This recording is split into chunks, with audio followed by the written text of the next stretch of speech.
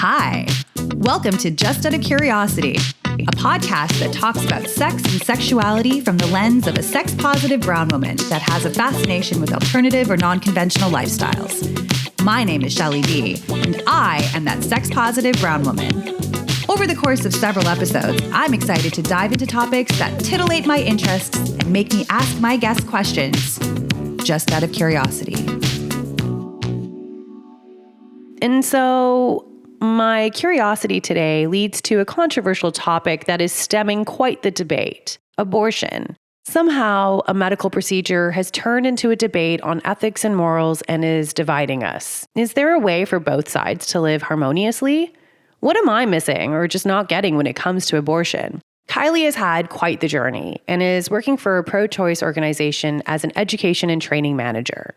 She joins me to share her story and just be real with me about what abortion actually is. Hi, Kylee. I wish it was under better circumstances that we were talking today. It's probably been a crazy week, probably more than that for you now.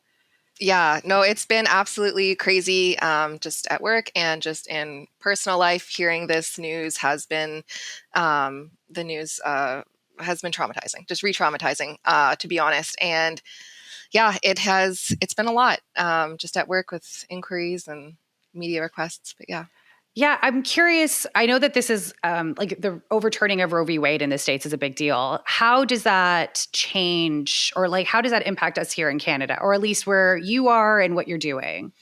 That's been talked about. I think, and what we've kind of concluded is that we're not going to see the effects immediately. We're seeing the effects as in people are reaching out for, inquiries, for training, for education, for how can we help, how can we support, how can we make sure this doesn't happen here. But in terms of we keep hearing about patients coming from the US to Canada and overcrowding the Canadian system and all of that jazz. To be honest, we really don't see that happening because first of all, the restrictions are so severe in the States.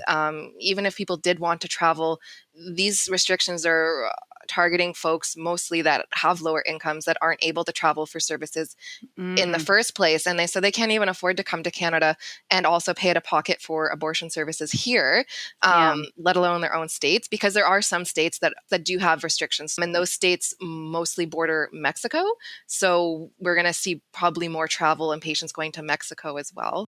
I think mostly it's the fear in a lot of Canadians that people are fearing now that this could happen here. And that's mostly what we're seeing a lot of right now is like, what can we do to advocate for this in Canada? Well, especially because I know elections are coming up soon. And I think some people are kind of over the Liberal government a little bit, at least from, COVID and stuff. And it makes me a little bit worried too, the more conservative MPs that we have in power, it could be. And I feel like I saw this somewhere that there's a couple of them, a good percentage of them are anti-abortion. So it does make me nervous that this could be a thing, that we could reverse all the decisions made here as a result of what's happening in the States. But it's honestly, it's way more complicated than that, more complicated than I'm qualified to speak on. However, what I can say is that Canada does not need an abortion law. And the reason is because a law can be overturned, as we just saw in the States. And so in Canada, abortion is it's a medical procedure. Yeah. And that's how Canada views it. So again, what other medical procedure in Canada is this highly regulated and emotionally debated in politics, where you actually have to make sure your political choice is not going to take away your right, like your healthcare choices, right? So it's it's crazy how political this debate is and religious this debate can get, because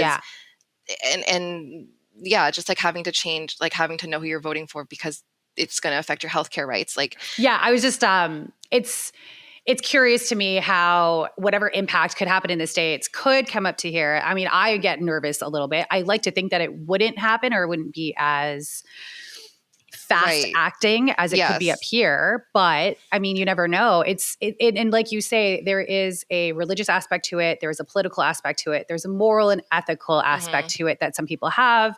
But when you get right down to it, none of those matter. It's a medical procedure. No other medical procedure takes into account all of these debates. And it's like, Yeah.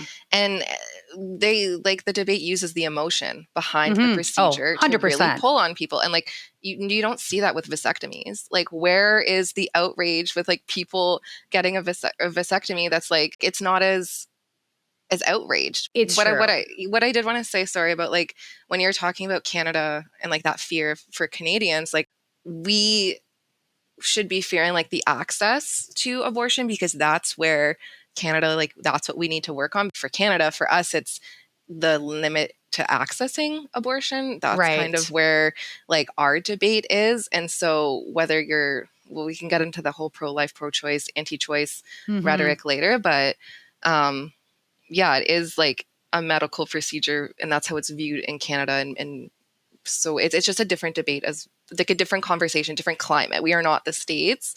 Yeah. And it's like, it's hard to not get caught up in that, but it like, they are very different.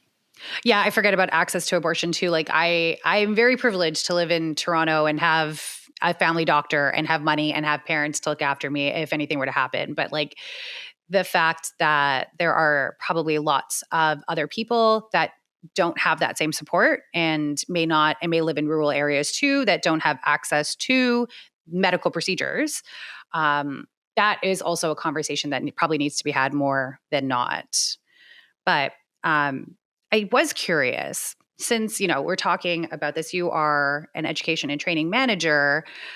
Have you, and I know this is a personal question, but have you gone through having this medical procedure done?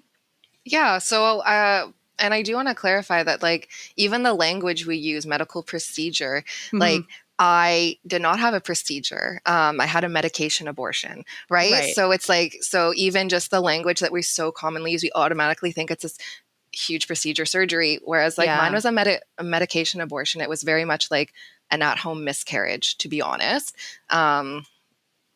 Which I can talk more about Yeah, please if do. you're If you want to curious. talk about it, I would love to hear more, because I truthfully don't know much. And even me personally, I didn't even realize that medical abortions were a thing, that people could be given, like women could be given pills as a result. Like I did not know any of this. So I'm learning as we're going along. And I appreciate your viewpoint, because it's something that I know nothing, or I know very little about. Yeah, and honestly, I don't blame you. Not many people do know about it. And even like medical professionals and primary care providers, abortion is not mandatory in the curriculum to be covered, which is terrifying. Erectile dysfunction is, though.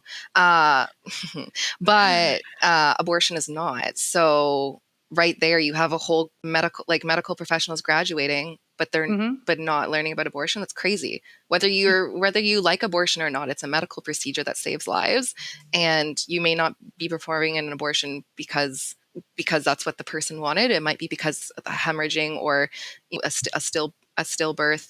Like it's like, there's all these other. It's a medical procedure, and like that's what people keep getting derailed from, is that like the emotional part is so blown out of proportion and so focused on that, like people also need to reconsider the fact that this is a life-saving medical procedure as well. I would love to hear what happened with you, like during, after, because I hear a lot of stories, but I want to talk to someone who actually has gone through it and can tell me, where are these stories going wrong? Yeah, like, so there's a reason you don't hear people's stories on their experience accessing abortions, because they're not glorious. Like it's it's a personal decision. Like no one has to share their story or their experience. And like a lot of people who do end up just getting a bunch of hate and death threats and life, like, which is ironic, and like just getting all of these horrible messages. So there is actually an organization and plenty of other organizations where people can submit their experiences anonymously, and people can read them. And so Shout Your Abortion is actually one of them. If anyone is curious to hear other experiences, not that people have to justify why they've gotten an abortion. And this is kind of where, like, you don't have to have a reason. Like, you just not being pregnant is not wanting to be pregnant or not wanting to give birth could be is a reason itself. But for me personally, I'll start just by saying everyone's experience is different, and people can choose whether or not they want to share their experience or not, and no one has to justify why they got an abortion. And so the second I found out I was pregnant, I knew immediately I did not want to be. And that right there, I knew my decision. And it's not that I didn't want to, it's not that I thought about aborting a baby or anything like that. It was the pure fact that I did not want to be pregnant, not ready to have a child in my life, which is not in that, just not ready. Yeah. And How old so, were you roughly, or how long ago was this? 22-ish. Okay. Approximately. Okay. So yeah, I was still just like just started a new job and like just was living in a basement bachelor apartment, like just did not want to have a child. And anyways, see, this is sorry, I'm getting like way off track. The That's bottom okay. line is I found out I was pregnant and I did not want to be. And so I took it upon myself to do what I needed to do to get on with my life, essentially. And I know that sounds super not personal, but that's Okay. some people's experience. Yeah. And was it like finances? You just weren't ready? Like you Finances, had your whole life, like you had something planned and this just kind of yeah. changed things around Everyone, for you? when you're a little kid, like, and you're thinking about your future, for me, my future was not about getting married, having kids, and a house. Me, it was, I want to travel. I want to do something meaningful, and I want to have a dog. I want to have a cat. I Yeah. want to be a really cool aunt. I want to help my community. I want to, like, give back and educate. And like, so, and that's fine. Everyone has different goals in life, right? Exactly. And Yeah. motherhood is just not mine. Mm-hmm. And so when I found out I was pregnant, immediately I was just like, okay, I just have to get this done. I have to get this procedure done because I don't want to be pregnant. And this is my only option. Yeah. And I went through all the steps to try and find a provider, try and find someone who could do either the procedure or prescribe a medication abortion. I did not want to go through with the procedure option that I had found. So I was really adamant about finding a medication abortion, someone that could prescribe it. When I did find a provider that could prescribe me the medication abortion, I was told that there was a shortage in Northern Ontario, and that even if they wrote me the prescription, I wouldn't be able to get it filled. And so that was a slap in the face. And so right there, pharmacists, they're not required to carry any one medication, and so carrying this is not mandatory by any means. So with that being said, I was grateful enough that I actually had a family doctor still in Southern Ontario because I had moved up to Northern Ontario for school. And so I was lucky enough that I was able to call my family doctor and say, hey, I'm in Northern Ontario. If I drive to your office today, can I please get an appointment to get this prescription? And the lady on the phone could hear my voice, like the fear and like trying to like not cry on the phone as I'm again telling. At this point, this is the fourth or fifth person I've had to tell that I took a pregnancy test. I don't want to be pregnant. What do I do? This is like probably the fifth time because I've been calling around at this point. It's just every time I have to say those words, I want to puke because it also makes you like, I don't know if this does this to you, but I feel like it would make me feel like a bad person having to say it. It makes me feel like a bad person over and over again. It makes me feel like a bad person. And it's also confirming my biggest fear in life. Which is over and over again, being pregnant. Like, I don't want to be like that. To me, like if anyone who talks to me knows that like Kylee does not, has never wanted kids, never has been interested in having kids. Pregnancy, it grosses me out. Like I don't have that motherly instinct that people think is so natural in women, and there's nothing wrong with you for having that. No. And like, so that's just a whole other conversation. But anyways, I was able to, luckily, again, privilege. I had a family doctor in Southern Ontario. I had the privilege to be able to take a day off work, literally without notice, within a 3-month probation of just starting a new job. I had the privilege that I actually had a car and money to put gas in my car. Mind you, the price of gas in Northern Ontario is ridiculous. So, just all these like things that you don't even think about when you're trying to access this procedure. Like I was so grateful that I had all these ways that I could access it. And so I got myself to the doctor's office down south. Again, had to tell the receptionist why I was there. And then when I got into the appointment room with the doctor, had to tell him again why I was there. And I'm like, do you people not communicate? Like I've told the receptionist twice and now I have to tell you again. Like at this point, like this is when it started to become real for me. Like was driving down to get to this appointment. It's like a 3-hour drive. Yeah. Like that's when it became real. And then sitting in the office with my doctor being like, hey, I know you delivered my brother. I am pregnant and I don't want to be. Yeah. like, and I'm just sitting there going, please don't lecture me. Please. Like, I just drove 3 hours. Yeah. It's been a brutal day. Like, please, like, just help me, please. Like, you know, and he was a great, great doctor. It was just like, absolutely, here's the prescription. Like, we talked it over. I knew when my last period was. I was lucky enough that he didn't make me do an ultrasound or blood test or anything like that. He was just like, you're pregnant. You don't want to be, you're 5 weeks along, like, gestational age. The medication abortion is safe for you. Gave me the prescription. I kid you not, 3 pharmacies later, it was the pharmacy number 4 that I finally got the prescription filled. Because again, they just didn't have it in stock. They only carry 1 to 2, like, was what my response was. And then just having to tell people again with the prescription, why I'm there, and then the judgment on their faces. Yep. And then you can see them talking behind the pharmacy desk to their little friends about why I'm there. And then like, the whole thing, like, it wasn't even the abortion. So then fast forward, I get the pills. I asked the pharmacist, how does this work? They gave me a very horrible description of, you take pill 1, you wait 24 hours, and you take pill 2. And then you're going to have, like, contractions and cramps, and you're going to expulse the pregnancy, essentially. And I was like, okay, like, any other tips or tricks? He's like, have a heat pad with you and maybe have some water. I'm like, oh, great. So he's like, take it on the weekend if you can't take time off work. So I'm like, oh, sounds fun. So Friday night, I popped the first pill. Miffy Miso is the combo pack that you get for an abortion, medication abortion. And mind you, these drugs are used in everyday medicine, like, for other procedures. And I'm not a medical, like, I'm not a doctor. I don't know the science, but these are not just drugs. They're only used for medication abortion. They are used in other realms of medicine. So just keep that in mind. Okay. So the second pill essentially helps you dilate, right? Like, to essentially expulse the pregnancy. And it basically induces a miscarriage. So you start to feel contractions. And it is essentially feels like a heavy, heavy period, or a miscarriage. And again, symptoms, vary, but my experience was I had very, very severe, like, cramping, period, basically just being on a period. I had period poops. I had, some blood, some minor clotting, like, just like, if you're anyone who has had a period, it's kind of gross and, like, natural and whatever. And that's exactly what I experienced. How long? Sorry to cut you off. Yeah, sorry. No.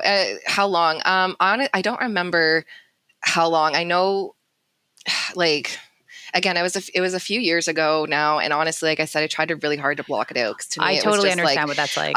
I just was like, just get this over with, please, God. Okay. Like, pardon my language, but, like, I was just, so it was 24 hours after the first pill that you start to feel, like, all the contractions and things like that, and it was basically not until, or it was like the Saturday night. So, like, I took the first pill thing on the Friday night. Saturday night, like, was hell, essentially, with a heat pack and just, like, feeling nauseous, cramping, sweating, like, all of the horrible symptoms that you would feel if you had, like, the flu, maybe, or, so, and then Sunday evening, everything kind of finished.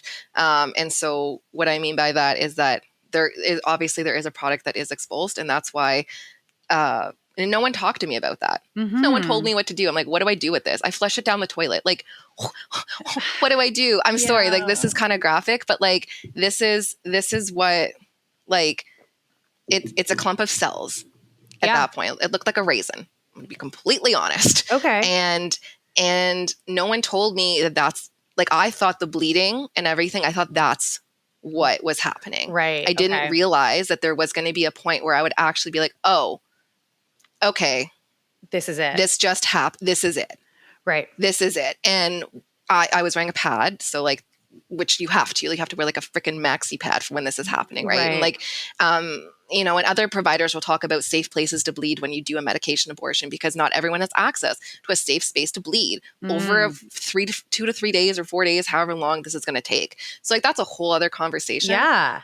But so I was lucky I did have that safe space. And I remember I was literally talking to my mother in the hallway of our shared apartment complex when that moment had happened to me. And keep in mind, I hadn't even told anyone except my partner. So my mom had no idea. Right. And I was just like, I need to go to the bathroom. I'll be right back, and excuse myself. And I was like, oh my goodness, like, I can't believe this is my life right now. Like, I was like, never in a million years did I think this would be where I am. And that was it. That was it for me. And I shut that, I just shut it off. And I didn't revisit, like, I didn't tell anyone. Mm-hmm.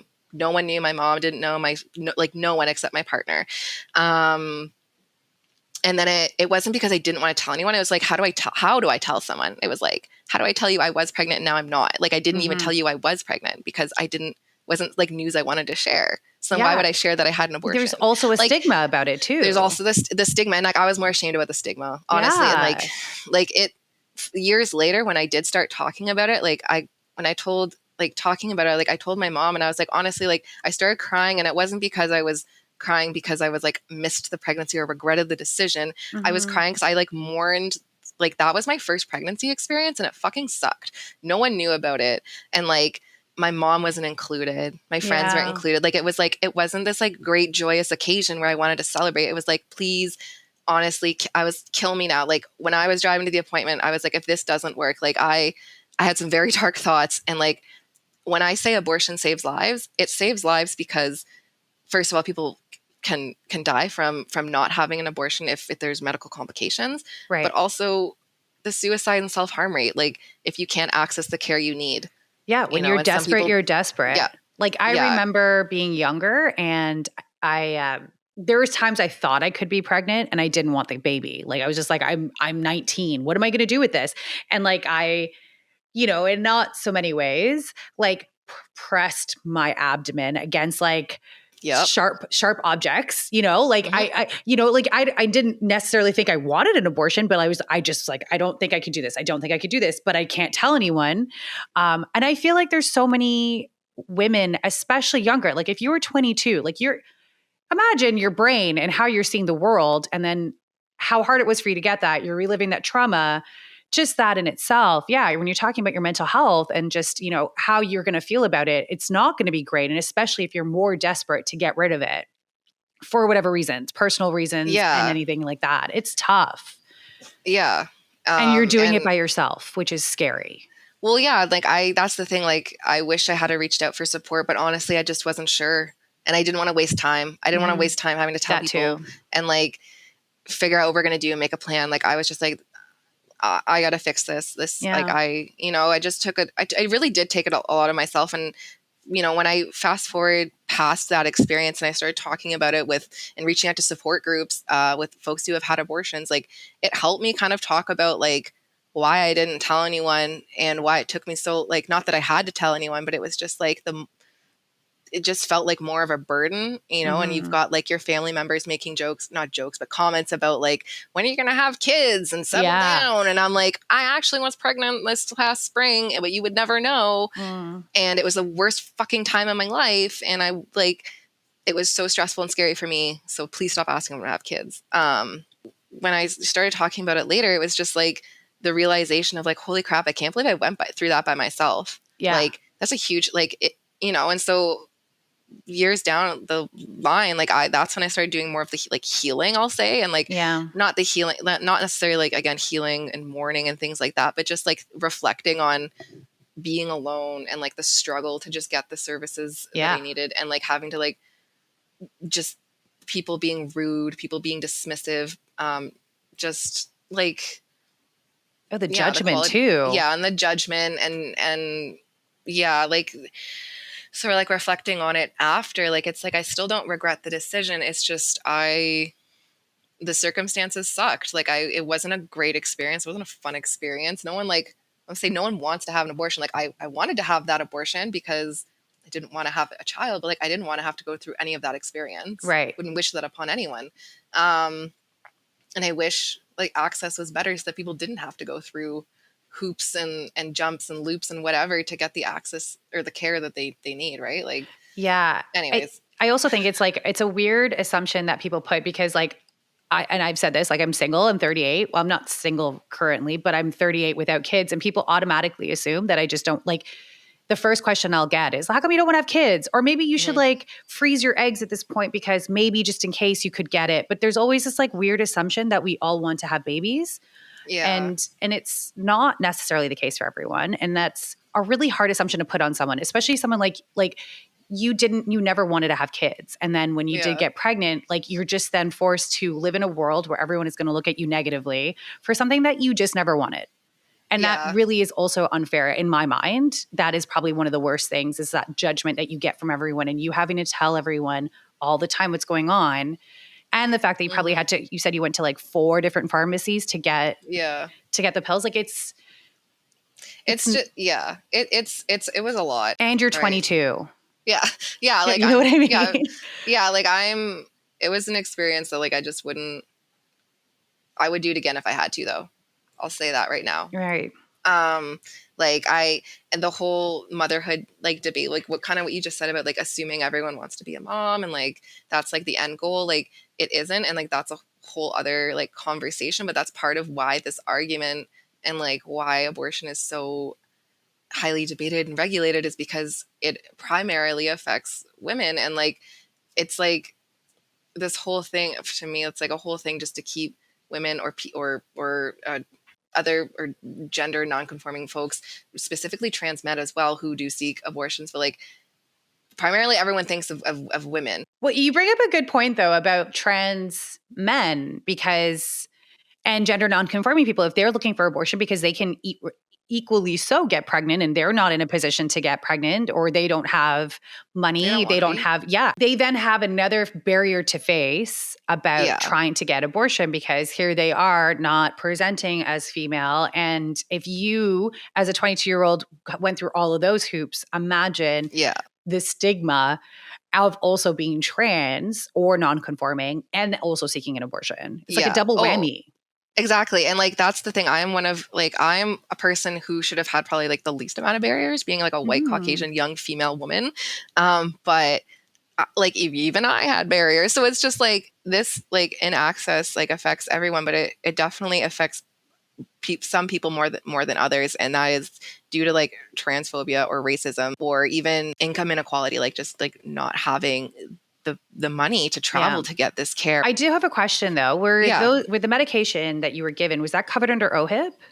Yes. Okay. It was covered under OHIP. Unfortunately, some pharmacies do still charge. Okay. So don't let anyone tell you that it's not free, because it's free under OHIP. Okay. Wow. Different provinces though, it does vary. So and same with the procedure as well. Okay. So like getting into this whole abortion debate, like I will tell you my perspective of things.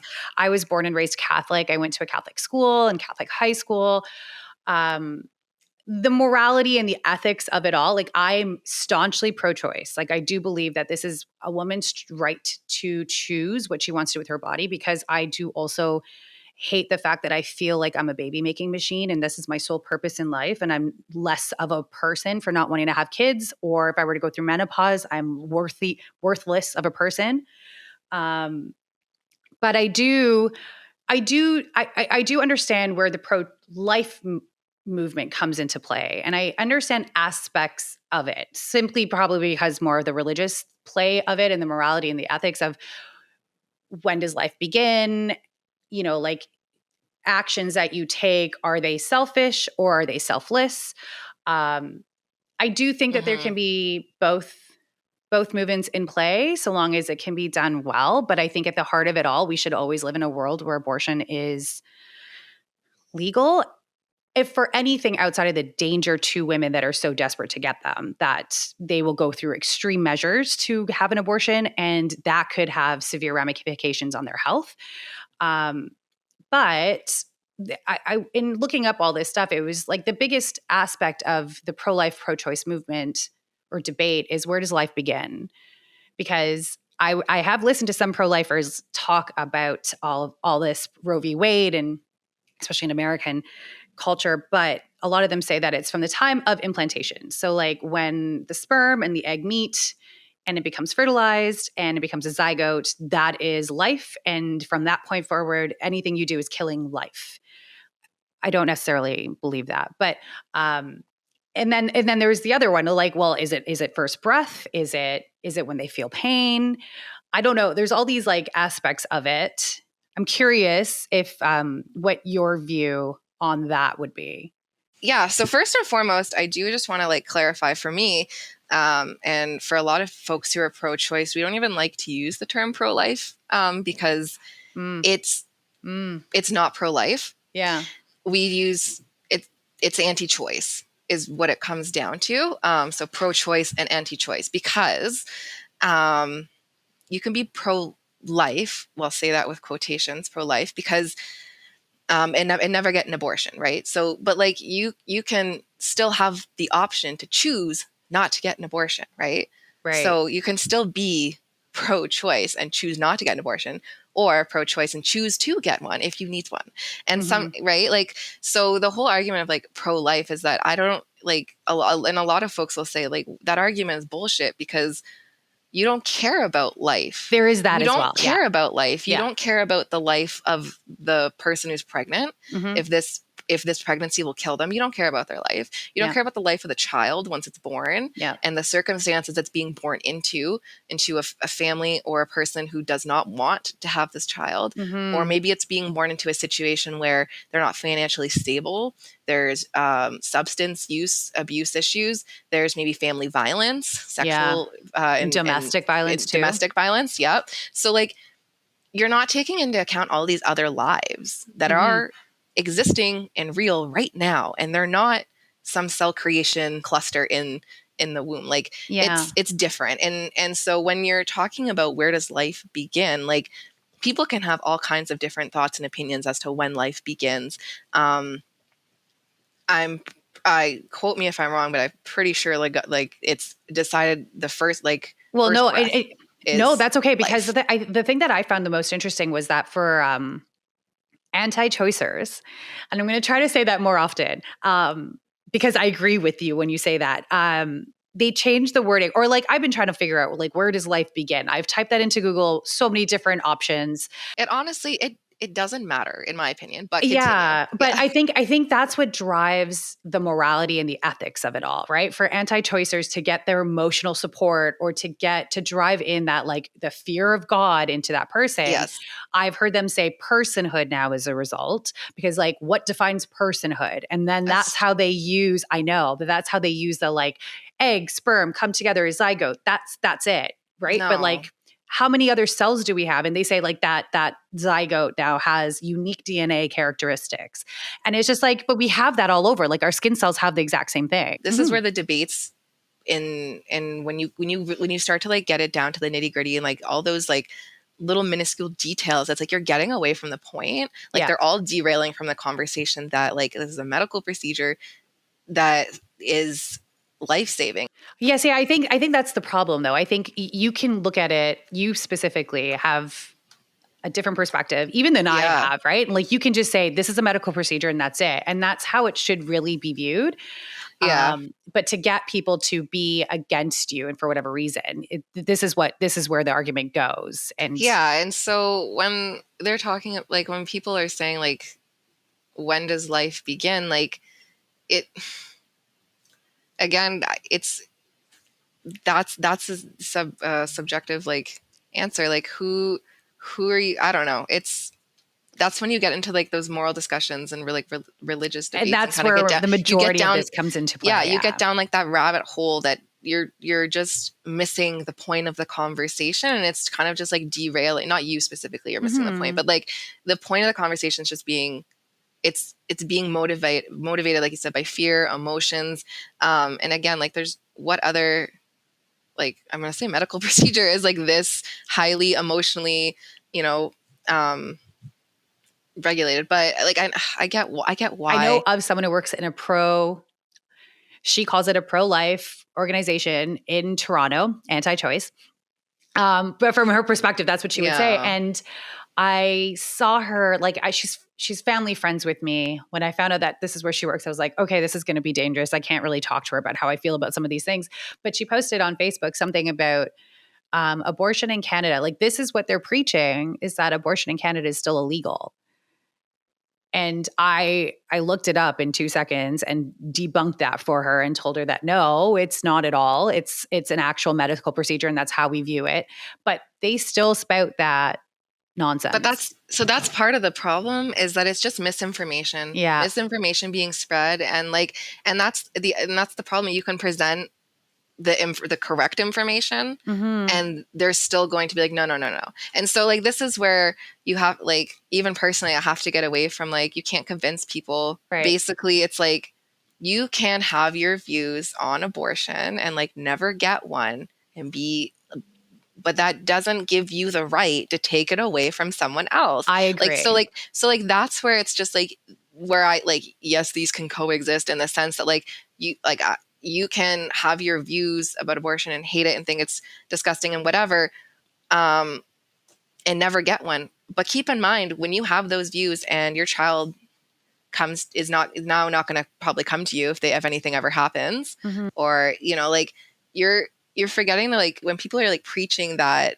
type of shame and like misinformation, like, you don't know who's around you, and it's not that you have to like tiptoe on the conversation, but it's just like, not many people know that 1 in 3 women actually have had an abortion in Canada. So right there, like within your friend group, there's a good chance that someone there has had an abortion. The information is out there. The statistics are out there. The science is out there. This is a safe procedure. This is a necessary life-saving procedure. This is something that people don't regret. That information is also out there. It's not an uncommon procedure. It's very common. It's not illegal in Canada. Medication abortion within the first trimester is actually safer than carrying out a pregnancy full term.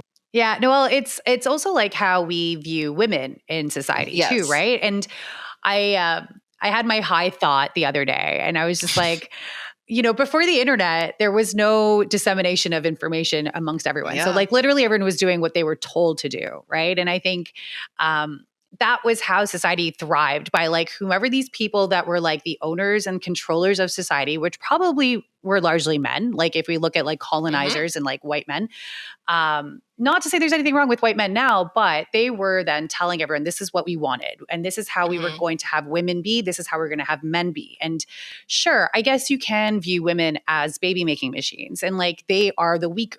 I don't agree with this, but they are viewed as weak, delicate, fragile, because we have the ability to create life. And if you got rid of us, there would be no life around.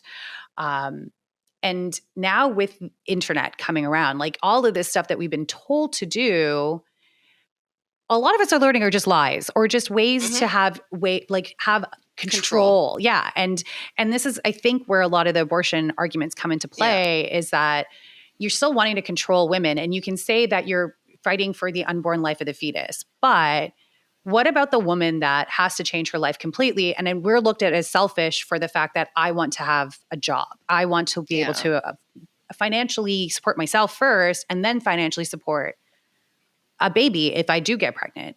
Like, I've listened to how many men tell me that they don't want to get into like serious relationships with me because they're not ready to like commit in their own world, in their own lives right now. So it's like, why are you allowed to be okay with that and I'm not allowed to be? So I feel like that is where a lot of this comes from, is just like how we view women. Women are being selfish for not getting pregnant. Women need to start getting, like, I don't know if it's just this way of like going along with what men want, and makes men feel better about themselves to tell us what we can or can't do. But it really feels that a lot of it comes down to like how we view women in control and like in relation to everyone else. And we have to be mothers. Yeah. Absolutely. You're absolutely right. Like, that is the whole gendered construct of men and women, is like women are the ones that like, have the babies and are the baby making machines, and like the men are the ones that kind of like get off scot-free. Like like I'm kind of like where, and that's like an old conversation, like an older thought, but it still has, people still believe that to this day, and like those implications, like absolutely, like those views play into the beliefs that we have now. So for example, even with my own experience, like the pressure of like being a mom, and like as if like I felt like I couldn't share that I was pregnant because like everyone's like, oh my God, like congratulations. But like, I'm like, no, actually, I don't want to be, like, this is actually a really scary time for me. And I think that it brings up such like a visceral reaction, mainly from men, because they are so far removed from baby But are making. they? So like this is where I'm thinking, like my whole conversation, my experience, there was another person. It takes two to tango. Yeah. Where was this other person? Like, Did they know you and were where are they pregnant? now? They did. I did tell them, and What was their reaction? they didn't even want to get into the car so I could tell them, because they knew what what it was gonna Mhm. be like. They were just as fucking terrified as I was. Yeah. Like they didn't want it to be reality either. And Mhm. I was like, "Don't worry, babe, I got this." And they were like, "Okay, thanks." Yeah. And I was like, "But if you could come with me to like, the appointment, that would be great." And they're like, "I can't take the time off work." And I was like, "Cool." So it was not nice. Yeah. So I was like, so I did it myself. And then, it's like, but this other person also benefited from my decision, Yeah. right? Like They wanted didn't, you essentially to do it. yeah, they wanted me to do it as well. Like we both wanted it. Like we both, that's the thing. You We just both look like the selfish person for doing it. exactly. Yeah. And it's like that person wasn't ready to be a parent either. Right. Mhm. But but I'm the bad person because I had to actually go get the procedure, and like they were so again far removed. Like that's not for everyone, but for me, that's what it was like. Like where are the men in these conversations about abortion? Because like it's not just a women's issue; it's also it's everyone's issue. Like I don't know how it's not, because you're either, if you're not someone who can get pregnant, then you're someone who can get someone pregnant, and so like are you not, like if Yeah, it's so like but we exclude men from this conversation a lot, though. That's the problem. Yeah, and it's like, well, and men exclude themselves as well. They don't like wish more men would stand up for the fact that like, hey, I don't want to be forced into parenthood either. And this is why you see a lot of, unfortunately, father figures abandon the family because they're some of them are forced into parenthood. They didn't want to be, or they like, but the burden is placed on the mother, not the father. And so you see the mother then struggling in poverty and like trying to raise a child that they didn't actually plan for or intend to have. Like it's just this whole, it is about power and control, and it does come down controlling people's like bodies and choices for them. Yeah. No, I also think that it's really hard for men to really understand what it feels like to be a woman in this case, because like even just me getting my periods on a regular basis, like it's just like a reminder. My body is literally telling me every time I get my period that I didn't get pregnant.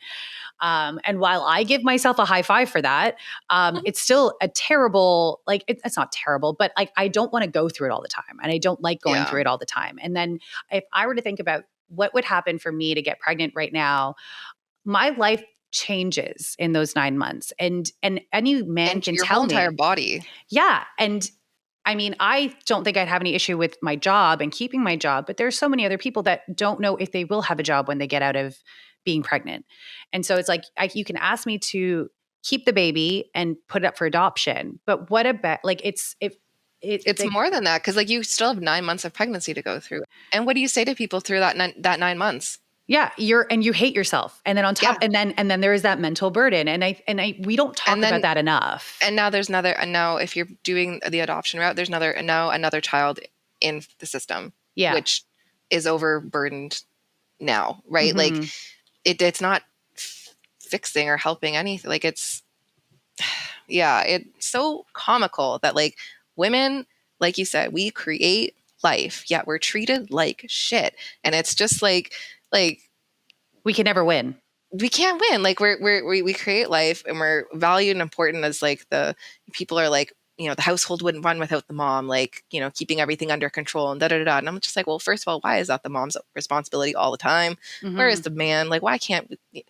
Sorry, there's a whole other conversation. Oh yeah, but that's still like gender and how we treat men and women. Because there's that whole like if a woman actually wrote down, like a mother wrote down all of her jobs and responsibilities, it's like 3 jobs on top of one. Yeah, you got a chef, you got a taxi, you've got personal cleaner, you got dishes and a babysitter, you've got a tutor for freaking homework, you've got like.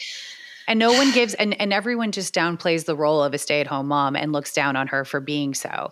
And then, the father gets praised for maybe showing up every now and then. Yeah. And so like and I'm not saying all men are like this. I'm not saying all women are like this, but it's just. But it's a message that's being told to men too. Like it's like they're also not receiving positive messages about fatherhood either. Like and settling down. Like so many men are like bullied for settling down and like, oh, you've got the old ball and chain. Oh, Yeah. you're stuck babysitting your kid tonight. Like, no, they're being a parent tonight, I as they know. are every day. Like, and I'm just like, what the fuck? Like, so it's just our language and Mhm. our gendered roles are so entrenched in society that like Yeah.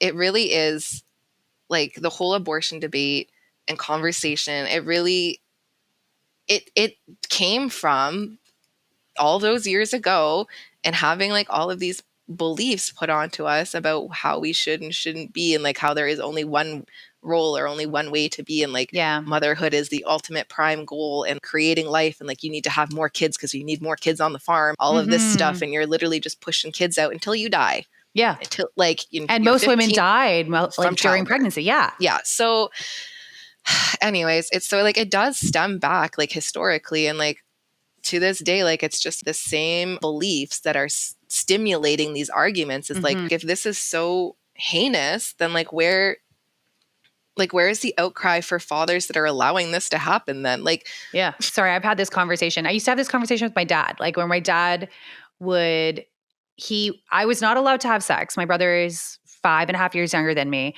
My dad was not, my parents were both not a fan of me having sex. But when my brother was having sex, it was okay. And then I would always go to my dad and say, I feel bad for my brother because I feel like I'm bringing up stuff like this. I don't care now, sorry. but sorry, Corey. But when we found out, and my parents were like, "Oh, it's okay if Corey's having sex." I'm like, "Yeah, but you know how strict her parents are, and you're okay with them having sex in our house. Like, what you would not be okay if that was happening to me in someone else's house." He's like, "Yeah, but Corey can always choose to go and like he doesn't have to look after the kid." And Right. that would make me so angry that my father is telling me this. But it's a very prevalent thinking. And there's so many times I've listened to women tell me that their boyfriend or their partner left them. They haven't heard from them. Baby daddies are gone Yeah. because they don't want to take responsibility. And also then there's no accountability on their behalf. So they can do whatever they want. They can get all these women pregnant if they are. And then we're here left to say, okay, well, I guess we have to have it now because of what society is telling me, but nobody's helping me raise Nobody's this. helping you. Exactly. And so that's the whole, like, again, that's why I don't like, it's not pro-life. Like that's not the Yes. argument, Yeah. because you're not pro-life. If you really were pro-life, you would be advocating for people to have like access to contraception so they don't get pregnant unintended in the first place. But also you'd be advocating to like support people after they have children. Like in this, whenever someone asks me, do you want to have kids? And I'm like, in this economy, in this world, it's like, really, like, do you want to have kids? Like, I can't even afford a dog and a cat right now. Like, there's no way I can have kids. Like, so like logistically, I'm like, what, kids nowadays? Really not a great investment. But people like, obviously like that, I don't want to be a mom, you can tell. But like people who like, obviously like you want to have your child, like that's your baby. Like fuck yeah, like you should have that child and like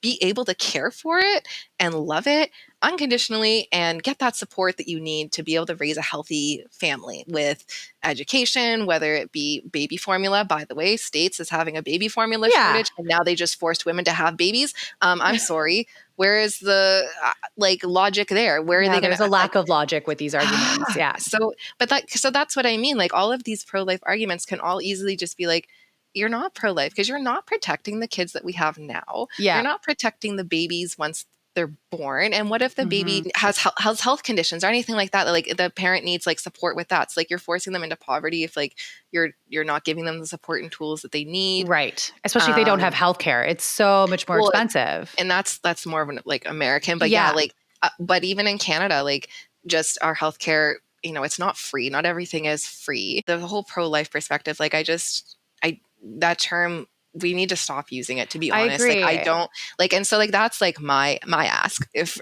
the takeaway from the podcast, just don't use pro-life, because we all know that that's not a good argument. I agree. It's and I didn't even think about it until you told me, because like I have so many issues with that movement in that they're not pro-life. No. And so that's again why like they're pulling on your like moral and like heart strength, like your moral thinking, like pro-life, like of course, like, you know what, it's like all lives matter. Yeah. You had like the good intentions. You're like, but all lives matter. And it's like, okay, no. I mean, yes, they do, but like you're taking away from like the point. No, like just no. Yeah. Yeah. So, You're detracting like, from the essential, like what actually is happening and what the point of abortion is. And you're using it against you. Like you're using it to like you had said something before when we were talking. It's very cult like it is, yes. and especially when you grab people into that notion of believing you in this anti-choice movement, it does feel very cult-esque. And the way that people, I listened to some Ben Shapiro and I couldn't listen to him anymore. But what No. Ben Shapiro does really well is he just deflects. He'll like pick up on one thing that you say, and it doesn't matter if it is a good argument or not, and he'll just deflect and then put it on something else. And you're just like, well, but that you're pulling at my heartstrings by making me believe that, but you didn't answer anything that I just said. And that's exactly like, no, then that exactly. You summed it up. Like, and that's part of how those discussions just get so like down the rabbit hole, is because you're just like spiraling into all these like, what if that, and if this, that, and then, and it's just like, well, like you're just derailing from the conversation. And like part of it, like that is part of the point, but I don't have in-depth understanding of the whole, like the religious aspect, because honestly, I try to stay out of it. Right. But when you're talking about cult and like the manipulation part, like the pro-life or anti-choice groups, a lot of them are religious based or religious affiliated, do use cult like tactics in the sense of like repeated messaging, the preaching kind of techniques. Like it's also like mass hysteria as well. Like you're getting people like too worked up about some things that don't really make the difference. Yes, and they show like the very graphic, not accurate videos and images, and like they really instill that fear. Like it's fear driven and shame driven. Well, that's a big thing that they need. Yeah. And that's a lot of what like cults use. Yeah. So, and it also believing that you're doing something for like the greater good. So like the greater life or like the unborn life and all of this, it's like, but that's not even your fight to fight. You're speaking for someone who doesn't even have, like, anyways, never mind. I don't want to get into it, but okay, that's fine. Okay. So I have a couple of questions and I'm not sure if you have the answers to them. Yeah. But I was just curious because like I do hear these arguments, and as someone who is in education, about abortion, I'm curious if some of these myths that the anti-choice movement uses is actually legit or not. And some of them is that abortion is a form of birth control, with them having, with some people getting it twice or 3 times or 4 times, and that it's So the answer to that, you're not going to like it, I know. Their body, their choice. Yeah. And so again, like it comes down to, so what if people are having repeat abortions? It's most likely because they can't get access to reliable birth control. You know, there's many reasons why someone may not be able to use other forms of contraceptives. The pill, for example, the contraceptive pill completely fucks with people's bodies. I got a blood clot from one. Like, you know what I mean? Like so not everyone can be expected to use the same kind of birth control. Latex condoms or condoms themselves, they can break. Yeah. The NuvaRing, like it can be uncomfortable. Like, and like as women or people using these birth control methods, we can all agree that a lot of them are not favorable. No, and I think they were all created by men, and they don't really, they don't really know what's happening inside of us. Exactly. So like, so if my form of birth control is using a condom and then the condom broke and now I need an abortion. I don't know. I guess so. What? Yeah, it's like so what? Like, the Plan B is the morning after pill as well. That is available in pharmacies, and just so you know, you can pick it up at Walmart. Not through. You don't need a prescription. Like you can just go to the condom aisle, and Plan B at Walmart only. Well, actually, so Walmart shoppers, or they might. Some places it will be right there. Yeah. Like in the condoms, like aisle. Some places do keep it. Yeah. In the back, but you don't need a prescription for it. You can just go up and ask for the Plan B pill. So, and you can actually get that in advance. Like you can pick up Plan B whenever. and have it on in your cabinet if you ever do need it for whatever reason. So just keep that in mind. But so yeah, when it comes to like multiple and repeat abortions, first of all, it's safe. Like there is no study shown that repeat abortions hinder ability to get pregnant or pregnancy complications later down the line. How many abortions happen in second and third trimesters? Because I think that actually is one of their biggest talking points, and it's like a big thing with morality and ethics. So the quick answer is 1.29%. 1.29% happen in their second and third trimester. Happen past 21 weeks. Past 21 weeks. Okay. Yes. Do you happen to also know, like, if are they medical, or like, are there like, is there like a life-saving reason as to why? The link I'm looking at is what I sent you. It's from the Abortion Rights Coalition of Canada. It's all public information. It tells us a number of hospital abortions versus clinic abortions. And you can see the number steadily declines from 2007 to 2020. The abortions are on the decline. So, and why is that? It's because education regarding sexual health has been increased. Ability to access contraceptives has increased. My IUD was covered by insurance and OHIP. Thank you. Now I will not need an abortion service for the next 5 years. See how that works? It also, when we're looking at this, right here. Yeah. So gestational age for abortions, most of them happen within 8 weeks or less. Okay. Yeah, that's more or less what I've heard too. Yeah. And like the fear when you hear places like the States bringing in those bans from 5 weeks or 6 weeks or anything like that, it's like people don't even know they're pregnant sometimes until six weeks. Like I regularly miss periods. I never had a steady period. So for me, when I missed a period, I was like, that's old news. And I took pregnancy tests. They were negative. It wasn't until my boobs started hurting and I was like, hey, I should get this checked out. Yeah, maybe you were 5 weeks at that point. Yeah. And like I said, I took 2 pregnancy tests and both were negative. And then I waited a couple more days and went to the clinic.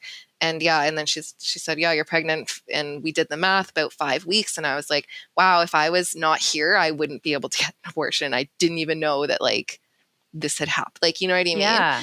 So you can even see this chart also talks about the complication rate, and like the amount of complications are minuscule, sorry. Like we don't have to collect the information as to why someone's getting an abortion in Canada. Fair. So that information is not available. Yeah, nor should it be really. Nor should it be. So I don't even think it reports as to like. Oh, fair. So my question would be null and void almost. Yeah. Like it's like no one has the right to know. Yeah. And so in Canada, most clinics don't even offer abortions past 16 weeks.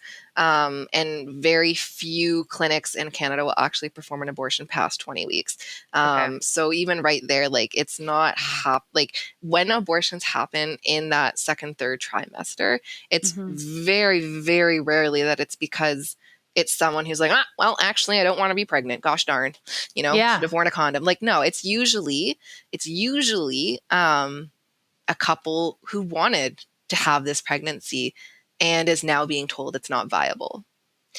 And so they're going through the decision of, do I continue the pregnancy and then having to tell people, actually, it's not viable. I'm just waiting to deliver a stillborn. Like, yeah.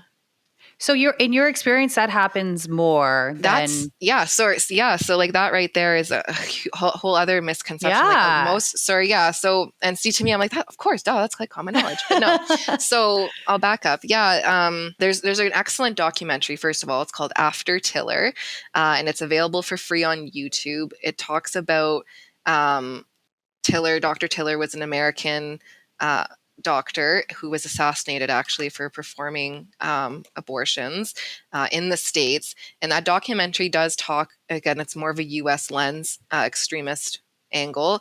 But it does talk about, the why people in the later trimester are seeking abortion care. And a lot of the time they wanted the child and there's complications, whether that child is like having spinal cord disruptions or is not growing life, like vital organs is not, for whatever reason.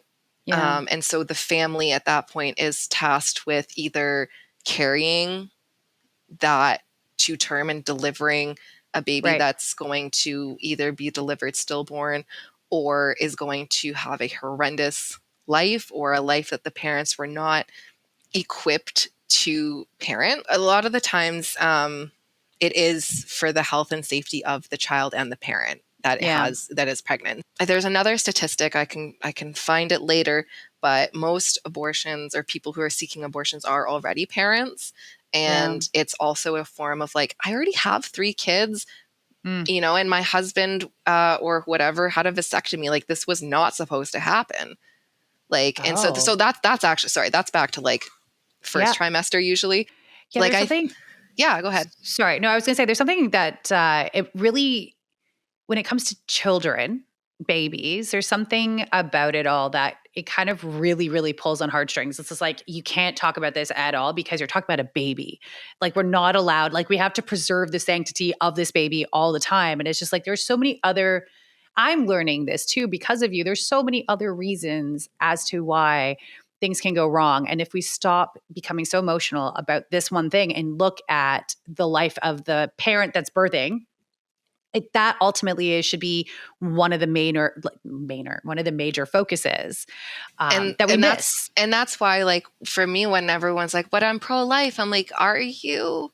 Because Mm-hmm. you're not. Like, you're banning a life-saving procedure. There was a Mm-hmm. Grey's Anatomy episode Okay. where a pregnant person has injured themselves, and they're at the doctors and they're like, oh, how is everything going? Is the baby okay? Da da da da da. And they do the ultrasound, and there's no heartbeat now, so that they've Yeah. lost the baby essentially. Okay, so would you tell that mother you have to deliver that child?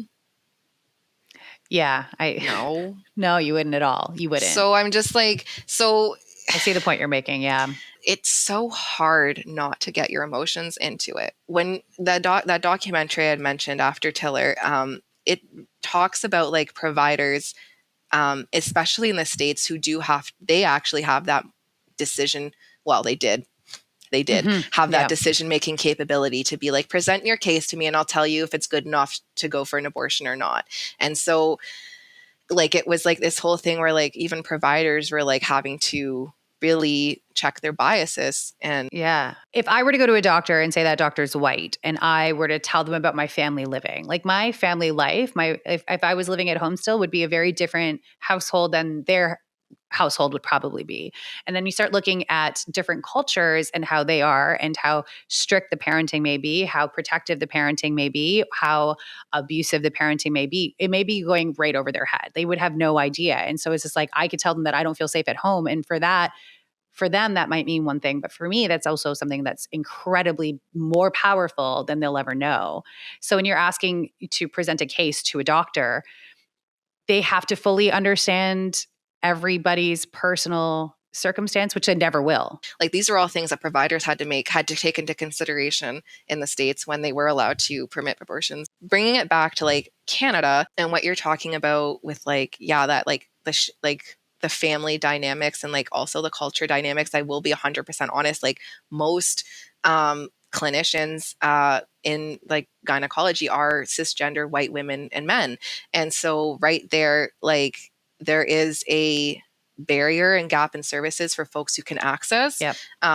because most of those doctors are in affluent neighborhoods. Race and racism like comes into this conversation so much. Like, that's a whole other can of worms. I know you know the answer to this, but I didn't know the answer to this before I started talking to you. But abortion and through medication or surgical, does that increase your risk of being infertile? No, Or can that? absolutely not. Okay. No. And there's studies and science and statistics, but the short answer is no. Could you, I mean, I don't know if you're willing, if I could ask you this, but Yeah. could you not say that birth control is probably what could cause more infertility than abortion? Like the pill. I don't know. Well, That was one of the other things I was told about the pill. I'm not a medical professional, but I would, Yeah, I mean, I would say the pill put me in this predicament in the first place. I was on the pill. Right. I got a blood Mhm. clot. I had to stop taking the pill. I got pregnant. Right. like, I don't know what, you know what I mean? So I'm just, you've seen the instruction packet on the pill, right? And it's like, may include death. So, I mean, yeah, I do. It's so you know, the funny thing is I never read that. So like you look past the trigger warnings and all that. Yeah. As a woman, you pull out that pamphlet thing and you're like, whatever. Yeah. I just don't want to be pregnant.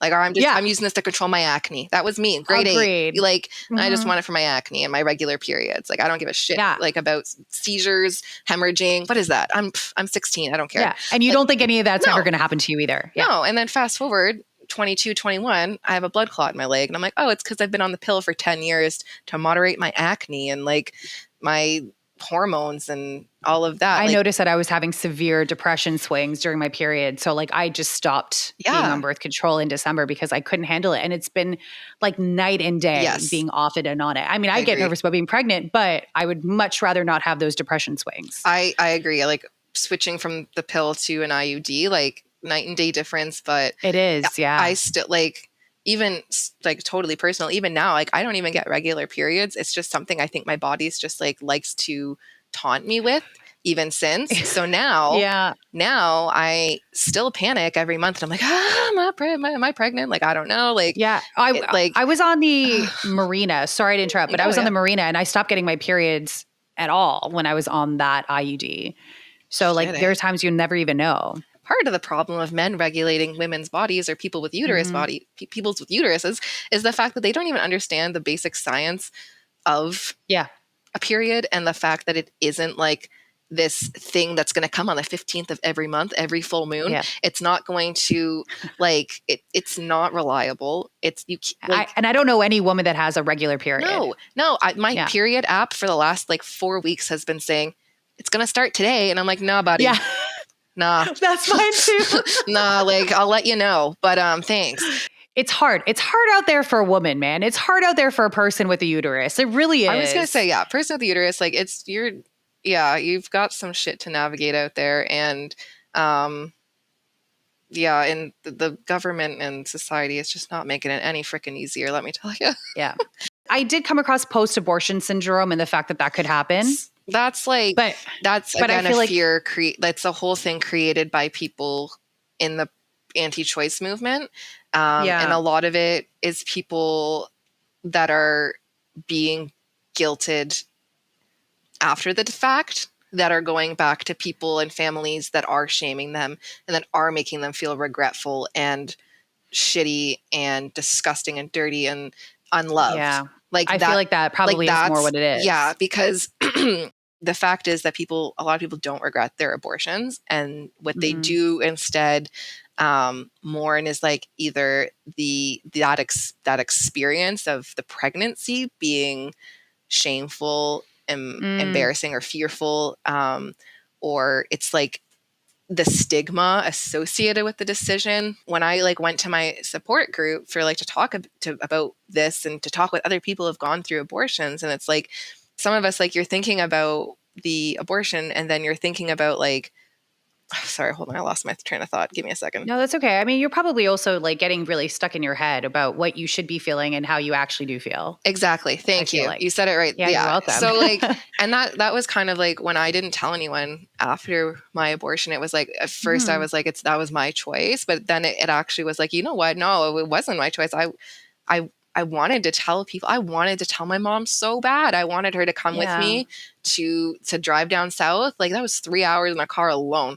The nurse practitioner or the receptionist I talked to was like, "Are you sure you're okay to drive, honey?" I'm like, "Well, I don't have a choice." But no. And it was just like I wish I told my mom. I wish I told people. I wish I had my friends there and not my. I hope he doesn't listen to this. Not my stupid boyfriend at the time being like, "Are you sure the cramps are that bad? You're overreacting." I'm like, oh my God. Dude, I'm literally going through a miscarriage, but it's cool. Oh my God, I can't believe it. And you're 22. That's the thing that blows my mind. Yeah. We're right? like spooning on the bed with my hot pad and he's on his phone. Like, and I'm like, dude, can you just pretend to like, like I love you, but like, come on. Like this is dude. Yeah. So it's just like, so it is like people like just don't talk about this whole experience, and it's not black and white. Like there is so much. I think that's the biggest thing. And like that is like where people do get really lost in the arguments. So it's like, so you're pro killing babies? Like, no, I'm not. But you are, because you don't want to pass gun legislation. Like, well, that's the other so thing, I'm right? Like it's, I have like my friends all have kids. And one of them actually the other day, like her daughter had to go through training about what happens when a gunman comes into the school. And like they had to, and they were being told, and my friend's daughter is, I don't know, let's just say she's 11. Yeah. But she's 11 being told to find a good hiding spot in case someone with a gun comes in and you need to protect yourself. And then I listen to people tell, because like just talking about sex, and I'm such a big proponent of sex education, and I hear from so many people that that's taking away the innocence of kids. But I'm like, but you're willing to allow a child to go through training of what to do when a gunman comes into your school and the best place to hide, and you don't think that's taking away their innocence? Yeah. Like they're not even safe going to a school anymore. And that's again the whole like, whose life are you really protecting? Like if you really did, like if you really are on this, want to talk for the people who can't talk for all of the kids who have been, whose lives have ended. In school shootings. So it's a hard conversation to have. Yeah. And I'm so happy that you called me out on calling it pro-life, because my biggest issues with it all was that like you don't care about the baby when it's born, because if a parent can't look after it, doesn't want to, you're not willing to think about the mental health of the parent and then the child that comes from it. I've listened to far too many serial killer podcasts and movies and shows where you find that the reason why they're so messed up is because of bad parenting and neglect from parenting. Yeah. And it's like, and you know what? Like, you can't force someone into parenthood and expect it to go well if you provide no supports. Like, like even if I had all the supports in the world, I would have still chosen abortion, because parenthood at that time with that person and that circumstance was not for me. Years later, I'm like, you know what? Maybe when I am 32, maybe if I do have a cool partner, maybe I would want to have a kid then. Yeah. And so when you're talking about pro-life, anti-choice movement, like I'm very much someone where I'm just like, pro-choice is pro-life. That is like pro-choice, like, and abortions do save lives. Like it saved mine, and it saves like so many other people, like whether it's saving them through, pregnancy complications and like, in that actual like medical term, like this abortion is life-saving, because if they don't have it, they will die. I know it's hard to like emotionally detach, but like, and I'm not asking people to, but I am asking them to look at it more than that. Like it's, I don't even like medical science and like surgery and like blood and whatever. Like I hate that. I hate thinking about it, but like it is like, and it's not like a scary big medical procedure. I also did want to touch on the fact that it is like a 10-minute procedure. Like it is very quick. There is no like surgery or open wounds. It's not invasive. It's not it's invasive in the sense that like it's personally invasive, but it's not invasive as in like there's a big surgery. It is pretty much a 10-minute procedure. There's some numbing, but you're awake. Most of them you're awake, and it's an in and out procedure, like day procedure, right? Like so it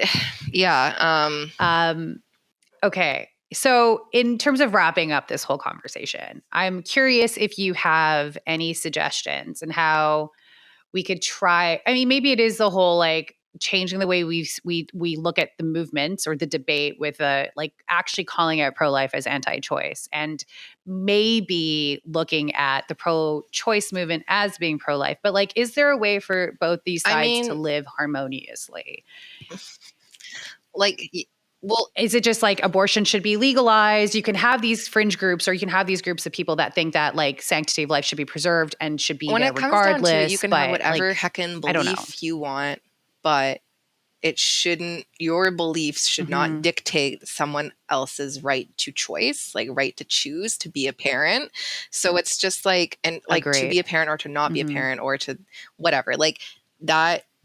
Like your belief system as to when life begins, when it ends, when it starts, when the rainbows and magic happen, like whatever belief you have, like it doesn't give like you can have that belief and abortion can still exist safely and be accessible to folks who need it. So Like they can coexist, but they got to stop trying to take away that choice. Like, and again, like it isn't about legality because it is legal in Canada, right? Like it's like it is, and we don't, if we put it into the law, then that's when it can be overturned. And we don't want people being criminalized for having an abortion or having a miscarriage, anything like that. Like that's where the states has that sticky situation where now providers are being charged up to 5 years penalty for performing abortions, or people who are seeking abortions or have a miscarriage can be charged, under that law. And like, we don't want that in Canada. So, and that's not the case here, right? So thank goodness. Is there anything else that you want to talk about? Is there any way that we can can I shamelessly plug you on social media? Yeah, you can definitely plug me on social media. It's just my name, Kylee Bukowski.